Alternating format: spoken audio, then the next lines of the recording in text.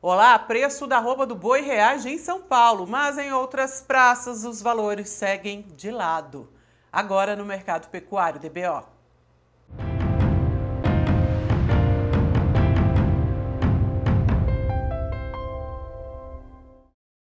A entrada do 13º salário deve ajudar a impulsionar as vendas de carne bovina já nessa segunda quinzena do mês. Mas os preços, na média Brasil, ainda não tiveram uma reação significativa. Com exceção de São Paulo, que já tem negócios na casa dos R$ 245. No mercado futuro, os ajustes são positivos. São impulsionados pelo esperado aumento das vendas no mercado interno e externo e também com a estimativa de uma safra de boi a pasto mais enxuta e atrasada.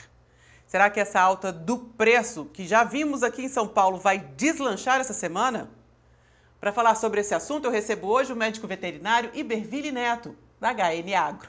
Iberville, muito obrigado pela presença no Mercado Pecuário DBO. A gente já vê aí um movimento de alta, diante da expectativa de vendas melhores para essa reta final de 2023. Essa estimativa de preços vai ganhar força pelo Brasil afora, porque até agora preços da arroba andando bem de lado. Olá, Juliana. Olá a todos. Juliana, a gente teve uma mudada na cara do mercado nesses últimos dias. Nós vínhamos com o mercado de lado, mas com alguns testes de valores menores. Nesses últimos dias, basicamente no início dessa semana, a gente tem observado um mercado ainda de lado, mas esses testes, essas ocorrências um pouco diferentes, elas têm ocorrido para cima. Então, a gente está falando de um mercado que ganhou firmeza. Na nossa visão, isso foi relacionado à diminuição das escalas de abate, e aí quando a gente considera os últimos dias, a gente teve um feriado na última quarta-feira, agora um feriado na segunda para algumas regiões, incluindo o estado de São Paulo. Isso acaba diminuindo o volume de negócios e beneficiando, em alguns casos, o escoamento, pensando no escoamento na ponta final, no varejo. Então, isso, na nossa visão, teve uma parcela de culpa, nesse cenário um pouco mais positivo para quem tem gado para vender. Essa reação possível nos preços está diretamente ligada à maior demanda por carne bovina, típica da época, e também uma redução da oferta de animais. O que está pesando nessa balança nesse momento? Juliana, na nossa leitura, os dois fatores eles têm se movimentado de maneira simultânea e na mesma direção, pensando em boi, em preço de boi, Ou seja, na direção de ajudar um pouquinho as cotações. Porque a gente está na segunda quinzena do mês, isso não é bom para consumo, mas a gente está na segunda quinzena de novembro. Então, isso já muda um pouco a conversa. Do lado da oferta, a gente vem com essa diminuição da oferta de gado confinado, até o IMEA estima que o pico tenha ficado em outubro, o pico do volume de gado confinado no estado, e a gente tem, paralelamente a isso, esse cenário de El Niño, com a diminuição das chuvas aí, afetando fortemente a qualidade das pastagens Brasil afora. Então, isso afeta, na nossa visão, afetou positivamente a oferta devido à necessidade de venda, de um ajuste de lotação, mas daqui em diante, na nossa visão, o efeito vai ser mais de retardar a volta da oferta de gado de pastagem, o que acaba sendo positivo para a precificação. E, paralelamente, a gente tem um volume exportado 45% maior na parcial de novembro, na comparação com o mesmo período do ano passado. Então, não é a época tipicamente de maior volume de exportação, novembro e dezembro, mas ela tem tem ocorrido em bons volumes, e vamos acompanhar como que isso segue. Falar de estiagem, ela é o assunto do momento, é a preocupação, A gente recebeu aqui algumas perguntas em relação a isso. O Benício Lima. Quais os possíveis impactos da falta de chuvas no preço do boi, do milho e da soja? Na nossa leitura, a gente espera que isso afete com diminuição da oferta de gado nessa volta do que seria o período de safra. Então, o atraso da chegada de gado de pastagem.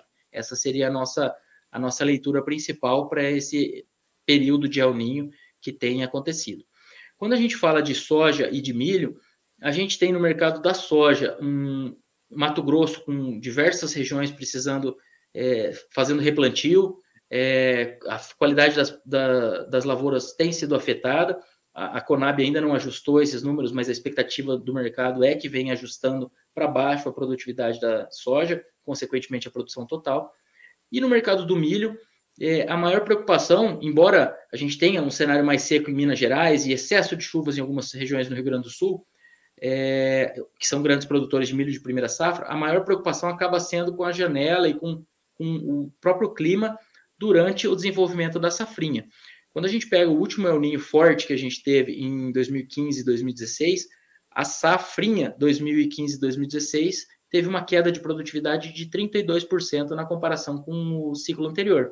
Então, se a gente tiver alguma coisa parecida com isso, esses estoques finais que a Conab já projeta, que não são dos maiores para o final do ciclo 23-24, devem ser ainda menores. E, consequentemente, lá na frente, afetando a pecuária de novo, né, com o aumento provável dos insumos.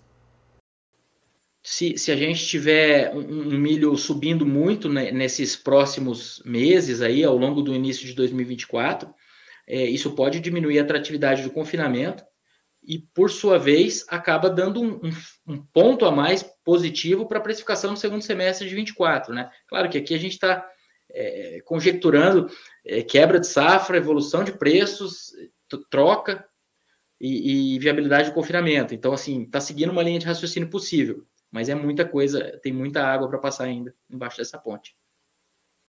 Pedro Silva, com essa seca prolongada, o preço do bezerro pode cair em abril por falta de pasto e, consequentemente, uma maior oferta de animais, de bezerros? Março e abril, tipicamente, é o período de desmama, né? E depois abril, maio é a chegada da seca. Como a gente já está passando por um período de chuvas abaixo da média devido ao El Niño, que deve se prolongar até meados praticamente do ano que vem, eu diria que o clima já vai estar exigindo esse ajuste de lotação desde antes. Então, eu não diria que o clima vai gerar uma sobreoferta acima do que normalmente ocorre. Até porque o ano que vem a gente vai estar observando a oferta de bezerros oriundos da inseminação feita ou da estação de monta iniciada em 2022. São os bezerros da estação de monta iniciada no final do ano passado, que nasceram esse ano e serão desmamados no ano que vem. Em 2022, a gente já teve um abate de fêmeas maior e uma diminuição do uso de ATF, que a gente usa como um indicador de investimento na atividade, investimento na cria. Então, isso pode afetar e pode amenizar um pouco essa oferta de bezerros em 2024. Com uma ressalva, a gente não acredita que a oferta de bezerros em 2024 vai ser curta. A gente não está falando de uma oferta enxuta a ponto de já virar essa chave de uma vez para investimentos na atividade de cria e retenção de fêmeas de maneira mais súbita. Mas a oferta de 24 possivelmente será menor do que a de 23. Tem tudo a ver agora com o ciclo pecuário, é o que o Luciano Pereira pergunta. Quais foram os últimos 2 ciclos pecuários de baixa? Quando começou e quando finalizou? Só para ter uma noção aí no calendário como é que eles funcionaram os 2 últimos ciclos de baixa. Vamos lá, Luciano. Se a gente começar do último pico de preços, que foi 2021, agora a gente está em queda desde 2021 e vamos ver quando que esse vale vai acontecer. Mas voltando, esse pico de preços em 2021, antes dele nós tínhamos tido um vale em 2018, antes disso o pico tinha sido em 2015 e o vale anterior em 2012 e 13. Então, agora fazendo a ordem cronológica, 12 e 13 o mercado estava lá embaixo, subiu até 15, caiu até 18, subiu até 21 e agora estamos em 23 com o segundo ano de queda. Existe essa onda funciona tão certinho assim?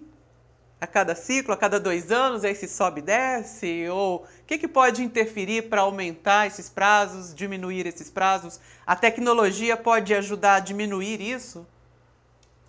Juliana, o nível de intensificação, essa diminuição da idade ao abate influenciada até pelo estímulo do ágio China que aconteceu nesses últimos anos, isso vai afetando a cadeia como um todo. Mas como a gente não tem um intervalo cravado para esse ciclo, então é difícil de falar que isso foi em decorrência dessa aceleração.